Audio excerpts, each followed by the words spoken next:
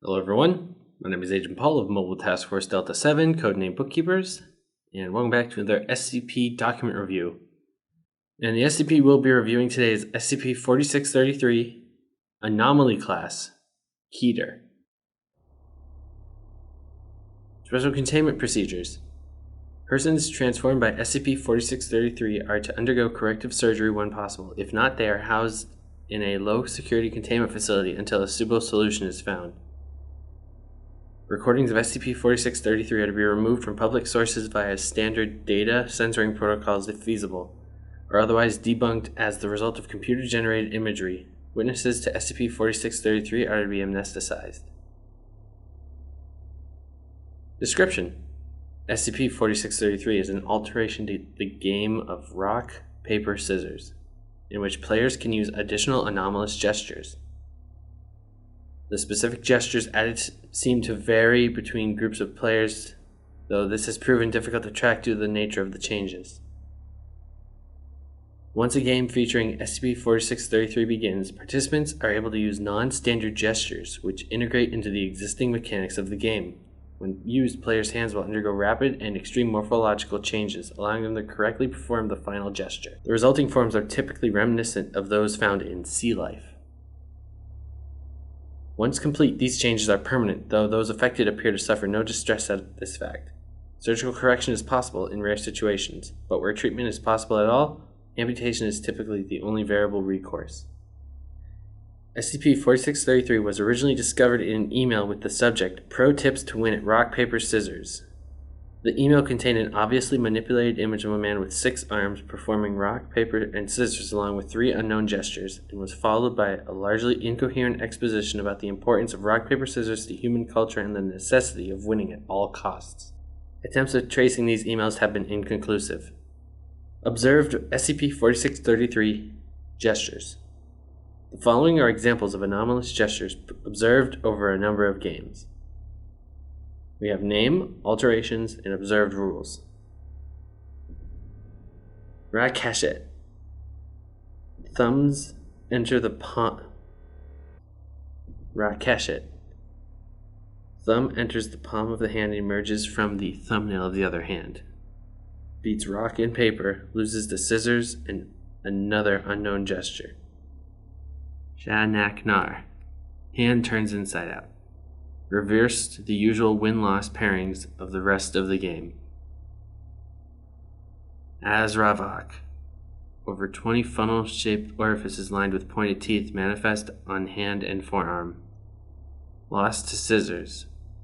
Each mouth forcefully ejected lamprey teeth at the opposing player for a remainder of game. Opponent ultimately won but was hospitalized for blood loss. Chatek. Hand and forearm split octolaterally into prehensile tentacles connected by skin tissue. Additional digits allow for a larger variety of gestures to be performed. Opponent was forced to use the same gesture to maintain parity. Game lasted 3 hours, during which 37 distinct gestures were performed. Unknown. Each digit transforms into a bioluminescent anglerfish lure. Movement of lures produced hypnotic effect.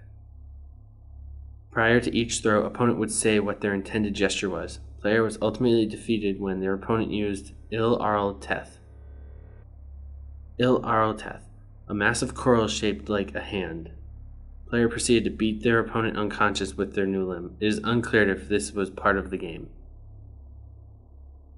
Unknown. Long spines grow from the back of the hand and arm. Dozens of thin tendrils grow from the underside and palm.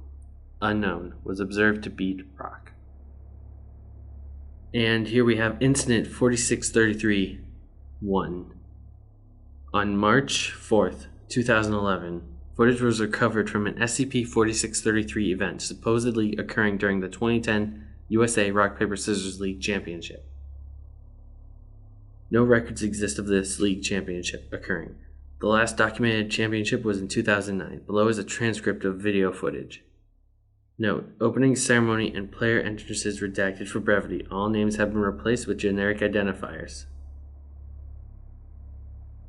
Referee: for this game, Ftagrin rules are in effect. Player 1 and Player 2 nod. And we have two different commentators that go back and forth. Okay, here we go. A duel for the ages here, ladies and gentlemen, the moment the world has been waiting for. Did you see that player 2 trying to subliminally project scissors there? 3, 2, 1, engage. Player 1 and player 2 begin the game motions.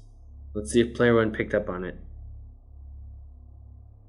Player 1 performs the paper gesture. Player 2 performs the rock gesture. And he didn't buy it. He picked up on player 2's tell. Player 2 is in big trouble here. Player 2 has relied on his ability to subliminally influence his opponent's choices for most of this tournament. We'll have to see how he adapts in this final battle now he's been called on it. Something interesting to note, player 2 has thrown far more hands than player 1 today, so fatigue might become a factor here. 3, 2, 1, engage. Player 1 and player 2 begin game motions. We'll see how that affects the proceedings here, and it's a tie. Player 1 and player 2 perform the rock gesture. Both players going for the less strenuous option here, rock being the default move. Yeah, you can really see the strain on player 2's face here. He's worried and it shows.